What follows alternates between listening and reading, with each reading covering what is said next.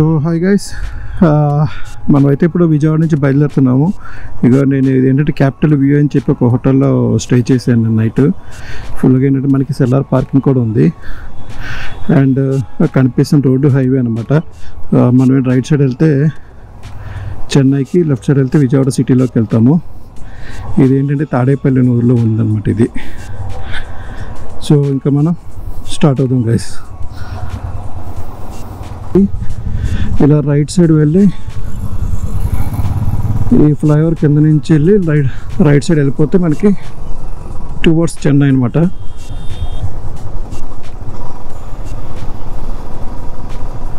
మనం back side వెళ్ళిపోతే తాడేపల్లి మొత్తం ఏంటంటే సీఎం క్యాంప్ ఆఫీసు ఇవన్నీ ఉంటాయి.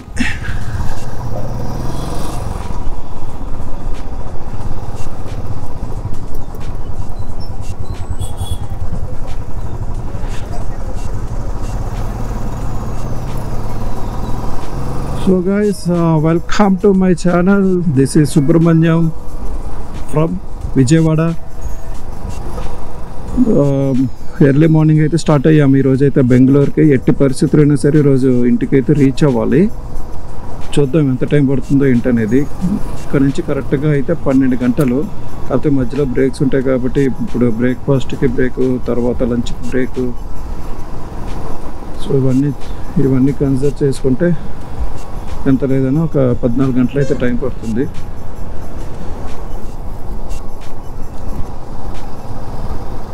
సో మనం ఏంటంటే విజయవాడ సిటీ దాటేసాం కూడా. తాడేపల్లి మధ్యలో ఇప్పుడు మంగళగిరికి దగ్గరలో ఉన్నాము. ఈ తర్వాత గుంటూరే. కానీ ఎప్పుడైతే ఇది క్యాపిటల్గా అనౌన్స్ చేశారో మనకి అమరావతి ఇవన్నీ, అప్పటి నుంచి ఏంటంటే నేను అబ్జర్వ్ చేసింది, ఒకసారి మధ్యలో కూడా ఒకసారి ఇట్లానే బైక్ మీద వచ్చాను. అసలు నాకేంటంటే ఇక్కడ నుంచి ఊరు ఎండ్ అయ్యింది అనేది అయితే ఏమి డిఫరెన్స్ అయితే ఏం తెలియడం లేదు. ఎందుకంటే కంటిన్యూస్గానే ఉన్నది అనమాట. ఎక్కడ పడితే అక్కడ బిల్డింగ్స్ కానీ, హోటల్స్ కానీ, రెసిడెన్షియల్, కమర్షియల్ అంతా హైవేకి బోత్ సైడ్స్ అయితే వచ్చేయండి. బట్ ఓకే, ఎందుకంటే అంతకుముందు నా చిన్నప్పుడు ట్రావెల్ చేసినప్పుడు ఏంటంటే గుంటూరుకి విజయవాడకి డిఫరెన్స్ కనిపించేది అనమాట. అంటే విజయవాడ ఇంతవరకు, తర్వాత గుంటూరు, కానీ ఇంత హ్యూజ్ డిఫరెన్స్ అయితే లేదు. సారీ, విజయవాడ తర్వాత గుంటూరు చాలా హ్యూజ్ డిఫరెన్స్ అయితే కనిపించేది. ఇంత డెవలప్మెంట్ అయితే ఏమీ అప్పుడు లేదు. యాక్చువల్లీ నిన్న బాగా టైర్డ్ అయిపోయానండి. ఎందుకంటే ఎందుకో తెలీదు, నాకు ఏలూరు కూడా రాలేదనుకుంటా. ఏలూరు కన్నా ఉంది. అప్పటి నుంచే నాకు ఏంటంటే నిద్ర వస్తూ ఉండడం అంతా జరిగింది. సో మధ్యలో ఆపి కొంచెంసేపు అట్లా రెస్ట్ తీసుకొని అట్లా అనమాట. బేసిక్గా ఏలూరు నుండి విజయవాడకి ఒక 1 అవర్ లోపల వచ్చేయచ్చు అనమాట మనం. కాకపోతే నేను కొంచెం ఎక్కువ టైం తీసుకున్నాను, ఎందుకంటే మధ్యలో ఆగడం అసలు నా వల్ల అయితే కాలేదు ఎందుకో మరి. బహుశా వైజాగ్లో నిద్ర లేక ఏమో మరి నాకైతే కరెక్టే. ఎందుకంటే హైదరాబాద్ నుంచి వైజాగ్ వెళ్ళేటప్పటికే నాకు కరెక్ట్గా 11-11:30 మధ్యన అయింది. ఆ హోటల్ చెక్ ఇన్ అవన్నీ చేసుకునేసరికి 12 అయింది. కరెక్ట్గా నిద్ర లేదు. మళ్ళీ మార్నింగే లేచి మళ్ళీ వైజాగ్లో నేను అనుకున్న పనులన్నీ అన్నీ చూసుకునేసరికి అసలు రెస్ట్ లేదనమాట.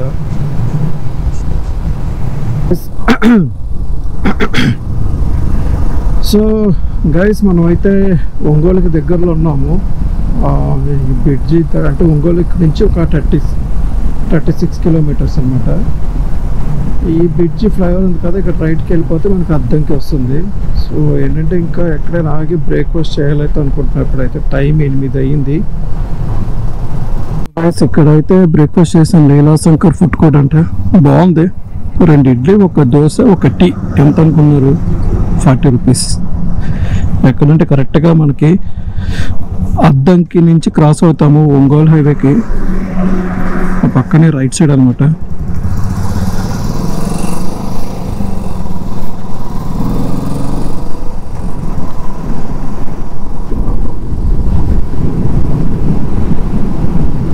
ఇప్పుడు మనకి మెయిన్ టాస్క్ ఏంటో తెలుసండి. నాయుడుపేట నుంచి రేణిగుంట వరకు వెళ్తాం కదా, ఆ రోడ్ అనమాట మెయిన్ టాస్క్. ఎందుకంటే ఎక్స్టెన్షన్ వర్క్ అవి జరుగుతున్నాయి కదా, సో అక్కడ కొంచెం జాగ్రత్తగా వెళ్ళాలి మనం.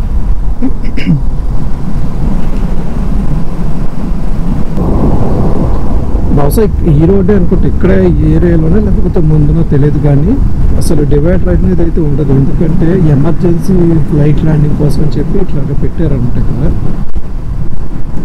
ఒకసారి ట్రయల్ రన్ కూడా జరిగింది. మరి ఒకవేళ ఇదే అయితే కనుక ఆ డౌట్ ఏంటంటే, మరి ఎమర్జెన్సీ ల్యాండింగ్ అయినప్పుడు ఈ రాళ్ళు అవన్నీ ఎట్లా తీస్తారు, లేదా ఇక్కడ సరిపోతుంది ఇదేనా, ఏదైతే విడుతుందో ఇదైనా సరిపోవచ్చు.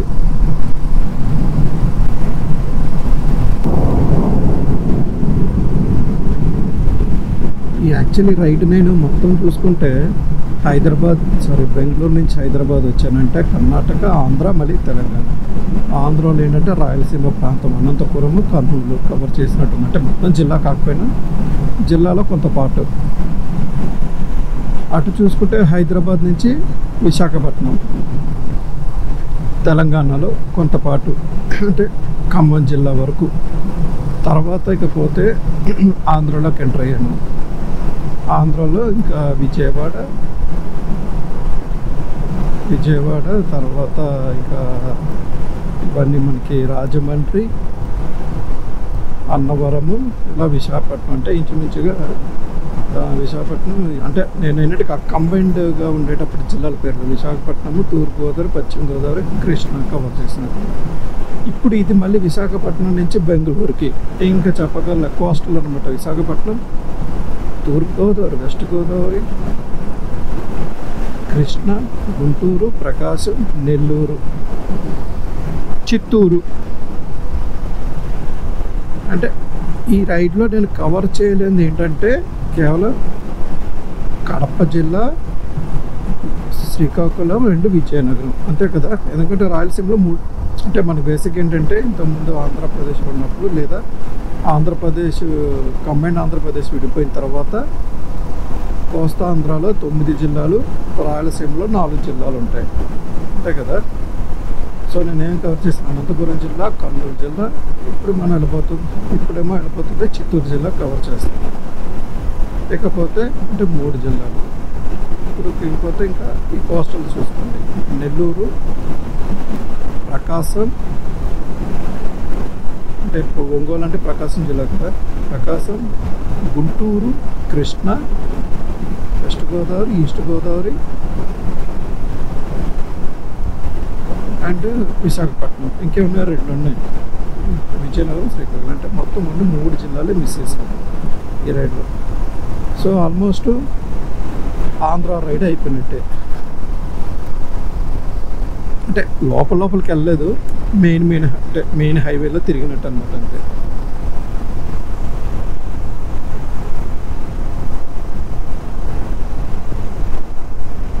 ఇప్పుడు కిలోమీటర్ లెక్క వేసుకుంటే, ఇప్పుడు బెంగళూరు నుంచి హైదరాబాద్కి ఒక రఫ్గా 600 వేసుకోండి. ఆ హైదరాబాద్ నుంచి విశాఖపట్నానికి 700, అంటే 1300. ఇప్పుడు విశాఖపట్నం నుంచి బెంగళూరుకి 1000 కిలోమీటర్లు, అంటే 6, 7, 13, 1000, 2300 కిలోమీటర్లు తిరిగినట్టు. సూపర్. మనం రైడ్ చేసామా, రైడ్ ఎంజాయ్ చేసామా, క్షేమంగా వెళ్ళామా లేదా అనేది ముఖ్యం, అంతే. హైదరాబాద్ 294, ఒంగోలు 27, చెన్నై 339. అంటే ఈ ఫ్లైఓవర్ ఉంది, ఫ్లైఓవర్ కింద నుంచి రైట్కి వెళ్తే హైదరాబాద్. ఇది అద్దంకి వెళ్ళేది అనమాట, రైట్ సైడ్. అంటే అద్దంకి వెళ్ళేది ఏంటంటే, ఎందుకు రైట్ సైడ్ హైదరాబాద్ కూడా ఉందంటే NH 167A అనమాట. NH 167A and NH 167. 167 అనేది తెలంగాణలో, 167A అనేది ఆంధ్రాలో ఉంది.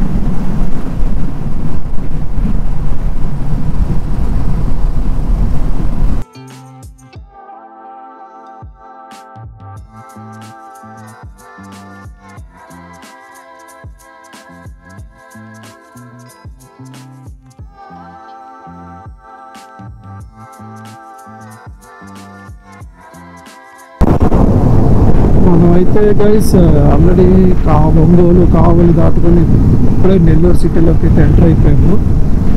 అంటే సిటీ అంటే బైపాస్ నుంచి వెళ్ళిపోతున్నాం కదా, రైట్ సైడ్ ఉన్నదంతా నెల్లూరు సిటీ. ఏంటి సిటీస్లోకి వచ్చేసరికి హైవే కూడా ఫుల్ ప్యాచెస్తో ఉంది. మరి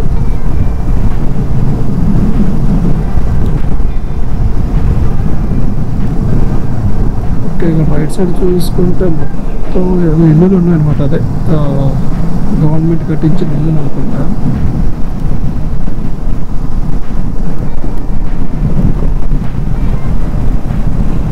నెల్లూరు సిటీ జనార్దన కాలనీ.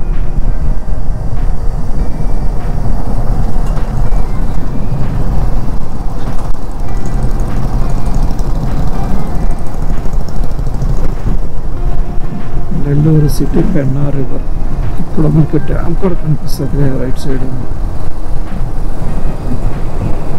గోపురాలు కనిపిస్తుందా? గోపురాలు కనిపిస్తుంది కానీ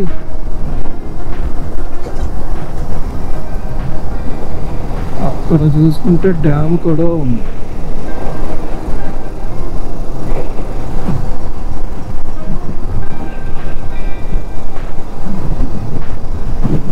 అంతా పెన్నా రివర్.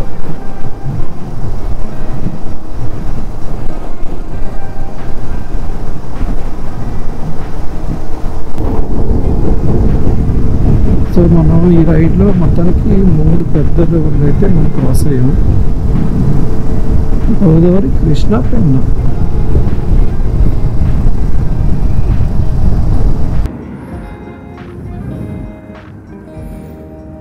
సో ఫ్రెండ్స్, ఇది చూస్తున్నారు కదా, ఇది ఏంటంటే మన తెలుగు భాష యొక్క తెలుగు విశిష్ట అధ్యయన కేంద్రం అన్నమాట. ఇది వచ్చేసి మనకి నెల్లూరు జిల్లాలో వెంకటాచలం అనే గ్రామంలో ఉంది. ఇంతకుముందు ఇది కర్ణాటక రాష్ట్రంలో మైసూర్లో ఉండేది అనమాట. బట్ ఏంటంటే శ్రీ వెంకయ్య నాయుడు గారు, అంటే నాకు తెలిసిన ఇన్ఫర్మేషన్ ఏంటంటే శ్రీ వెంకయ్య నాయుడు గారు వల్ల అక్కడ తీసుకొచ్చి ఇక్కడైతే పెట్టారని నేను విన్నాను. సో గైస్, ఇప్పుడు మీరు చూసుంటారు, అది మన ఏంటంటే ప్రాచీన తెలుగు భాష విశిష్ట కేంద్రం కదా. బేసిక్గా అందులో ఏంటంటే ఇంతకుముందు మన తెలుగు భాష అంటే పూర్వం రాజుల కాలం నుంచి ఇప్పటి వరకు మన తెలుగు రచనలు కానీ తెలుగు భాష యొక్క ఇంకా అంటే ఏం చెప్పాలి, గ్రంథాలు, సో ఇటువంటివి అనమాట. ఇటువంటివన్నీ కూడా వీళ్ళు ఏంటంటే పరిరక్షించి ఇప్పుడు ఏంటంటే డిజిటైజేషన్ చేస్తున్నారని అయితే విన్నాను. కానీ ఇక్కడైతే ఎంప్లాయీస్ అయితే కావాలి, ఎంప్లాయీస్ కొరత అయితే ఉందని కూడా విన్నాను. సో మీలో ఎవరైనా తెలుగు భాష గురించి బాగా తెలిసిన వాళ్ళు, అంటే తెలుగు భాష అంటే ఏదో మనం మాట్లాడేది ఇది కాదు, అలాగని చెప్పి గ్రాంథికము మొత్తం ఏంటంటే తెలుగు భాష మీద పట్టు ఉండి అలాంటి వాళ్ళు ఎవరైనా కూడా పోస్ట్కి మరి అప్లై చేసుకోవచ్చు అనుకుంటా. మరి నాకైతే కరెక్ట్ ఇన్ఫర్మేషన్ కరెక్ట్గా తెలియదు. బట్ నేను ఆ వీడియోస్ అయితే చూసినప్పుడైతే వాళ్ళైతే ఆ వీడియోస్లో మెన్షన్ చేశారు. నేను వీలైతే నాకు కనుక మళ్ళీ ఆ వీడియోస్ కుదిరితే నేను డిస్క్రిప్షన్లో పెడతాను వీడియోలు, ఒకసారి మీరు చూడండి.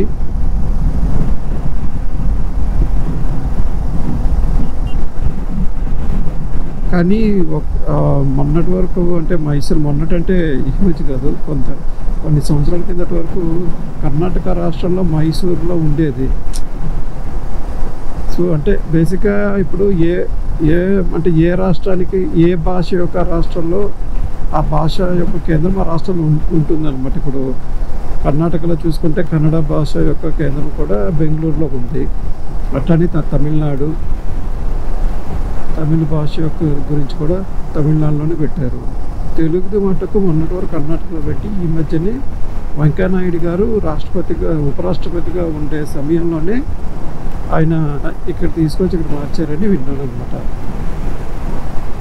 సో అది గైస్, మొత్తానికి తెలుగు భాష విశిష్ట కేంద్రం యొక్క విశేషాలు ఇవి.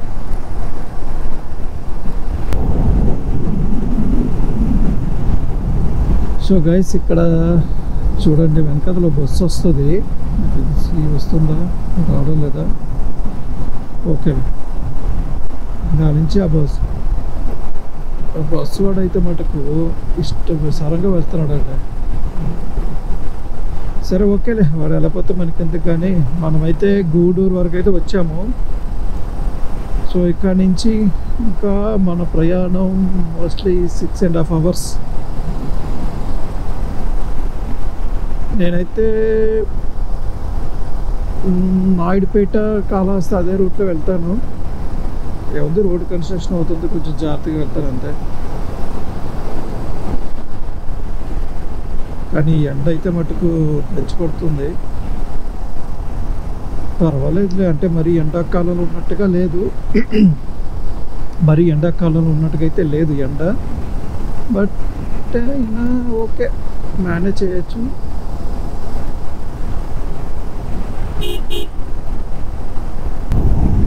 సో గైస్, యాక్సిడెంట్ అయింది అనుకుంటా. ఓటి అమ్మ, కారు చూసారా, బోల్తా పడిపోయింది. బహుశా ఎప్పుడైంది అనుకుంటా, పోలీసులు కూడా వచ్చారు. ఎలా పడిపోయిందా, ఎవరికి ఏం కాలేదు కదా. ఓహో, బైక్ గుద్ది మరీ పడిపోయింది. చిచి, సారీ, బైక్ కారు డాష్ అనమాట. మరి కారు కూడా బోల్తా పడిపోయింది.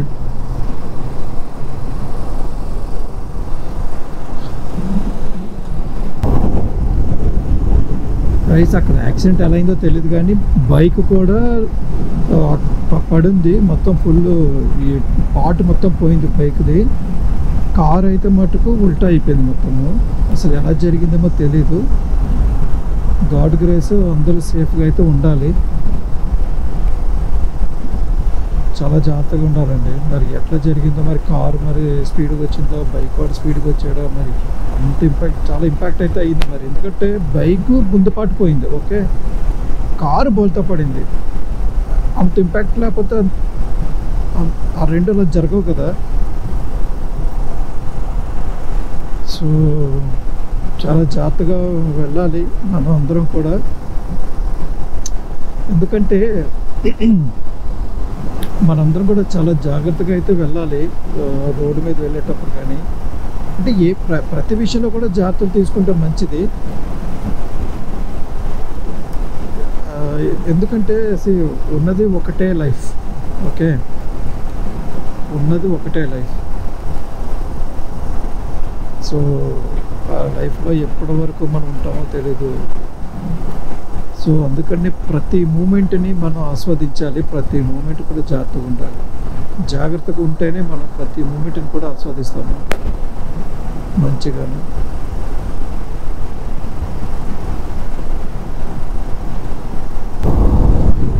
సో గైస్, మనమైతే ఇప్పుడు నాయుడుపేట తిరుపతి రోడ్లో అయితే ఉన్నాము. కన్స్ట్రక్షన్ అవుతుంది, చూస్తున్నారు కదా, ఫ్లైఓవర్స్, అదిగోండి ఎక్స్టెన్షన్ వర్క్. అది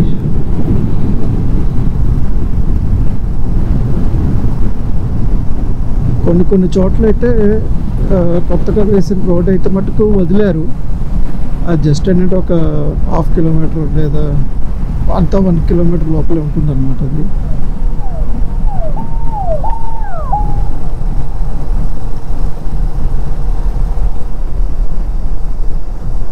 ఈ మధ్యలో స్పీడ్ బ్రేకర్లు ఏంటి పోయా, నాకైతే అర్థం కావట్లేదు. ఓ నాయన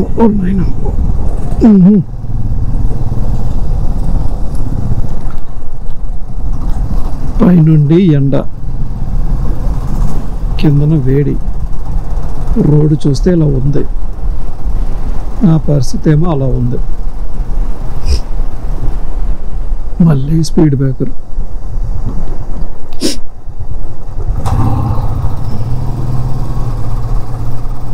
భయ్యా, సో గైస్ చూడండి, మన శ్రీకాళహస్తికి అయితే వచ్చాము. శ్రీకాళహస్తి దగ్గర బ్రిడ్జ్ పరిస్థితి, ఎగ్జిస్టింగ్ ఉన్న బ్రిడ్జ్ పరిస్థితి.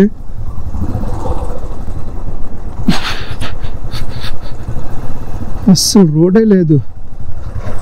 అది ఎప్పుడు కంప్లీట్ అవుతుంది? ఈ నరకం నుంచి ఇటు ట్రావెల్ చేసే వాళ్ళకి నరకం.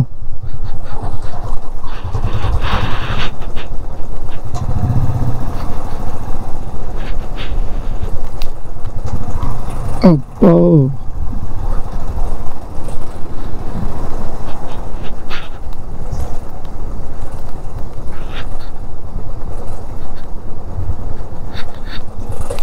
అబ్బా.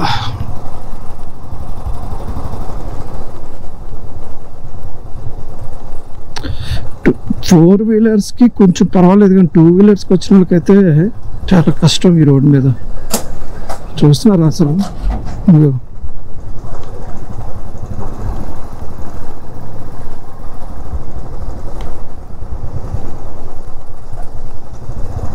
సో గైస్, మనం అయితే తిరుపతి కూడా వచ్చేసాము. తిరుపతి క్రాస్ అవుతున్నాము. ఇక్కడ పక్కనే ఒక హోటల్లోనే లంచ్ కూడా చేసుకొని బయలుదేరుతున్నాము ఈరోజు.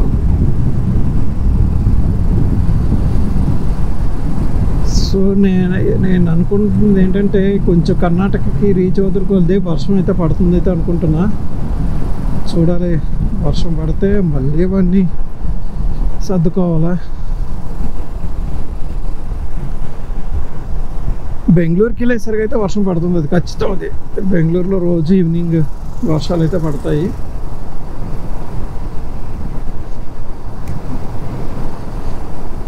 ఇక్కడ చూసుకోవచ్చు మన తిరుపతి కొండ, తిరుమల కొండ, శ్రీవారు ఉంటున్న తిరుమల కొండ. ఎప్పుడు ఎన్నిసార్లు చూసినా చూడాలనిపించే కొండ శ్రీవారి కొండ. ఓం నమో వెంకటేశాయ.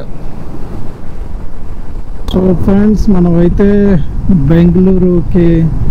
బెంగళూరు రూట్లోకి అయితే వచ్చాము. ఇది తిరుపతి బెంగళూరు హైవే. చూసారా ఎంత బాగుందో ఇది హైవే. మటుకు నాకు ఇష్టమైన highway, one of the highway. నాకు ఇష్టమైన హైవేలో ఇది కూడా ఒకటి. సూపర్ ఉంటుందిలేండి హైవే. పోండి, 6 లైన్ అనమాట. అప్పా, వ్యూ మటుకు గోపురం అయితే కనిపించదు, కానీ వ్యూ మటుకైతే చాలా బాగుంది. ఇక్కడ చుట్టూ కొండలు, సరే ఎదురుగా అయితే కొండలు.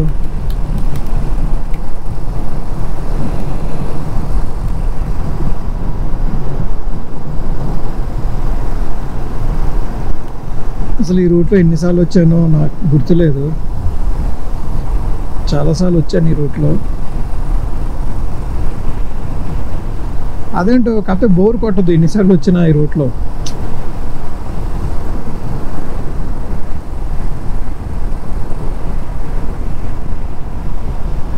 ఎందుకంటే ఈ రూట్లో బోర్ కొట్టదు, వ్యూస్ బాగుంటాయి అన్నమాట. అక్కడక్కడ కనిపించే ల్యాండ్స్కేప్స్ కానీ, హిల్స్ కానీ.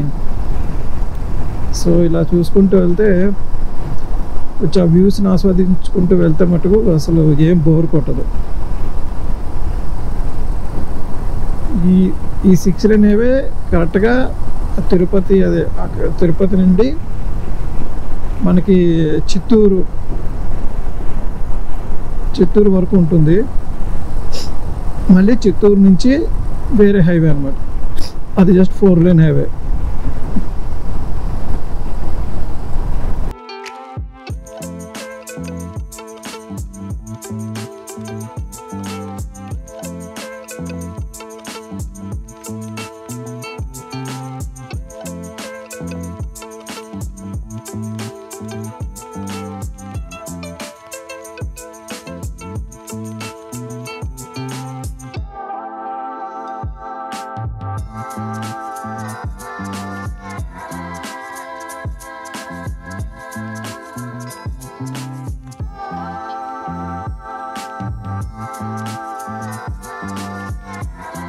సో గైస్, క్లైమేట్ అయితే చేంజ్ అవుతుంది.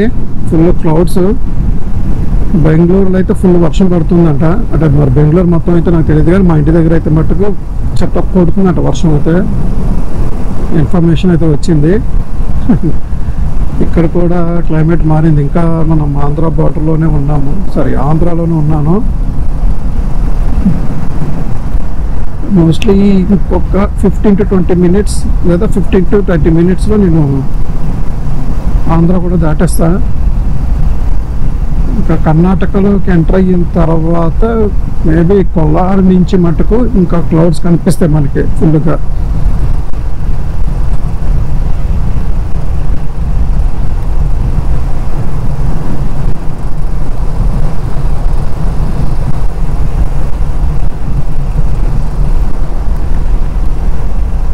యాక్చువల్లీ నేను మార్నింగ్ స్టార్ట్ అయిన 6:30 స్టార్ట్ అయ్యాను, 12 అవర్స్.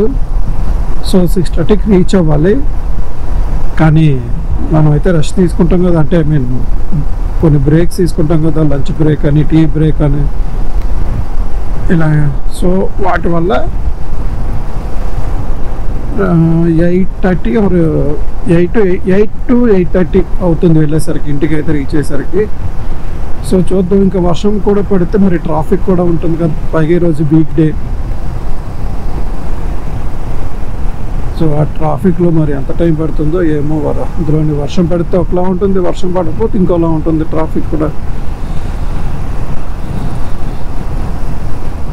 అసలే బెంగళూరు ట్రాఫిక్కే క్యాపిటల్.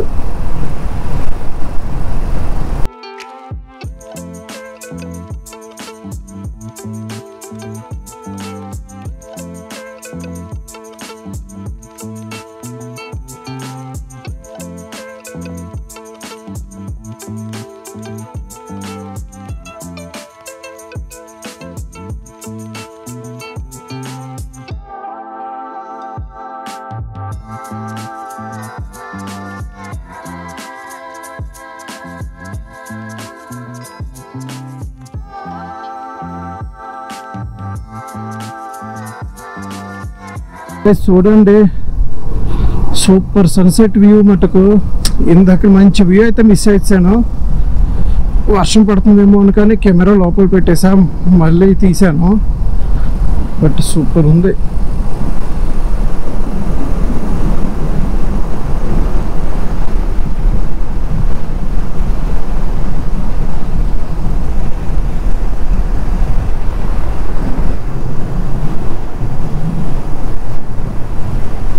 సో చూడండి గైస్, మొత్తం వర్షం పడుతూ ఉంది ఇంకా బ్యాక్ సైడ్.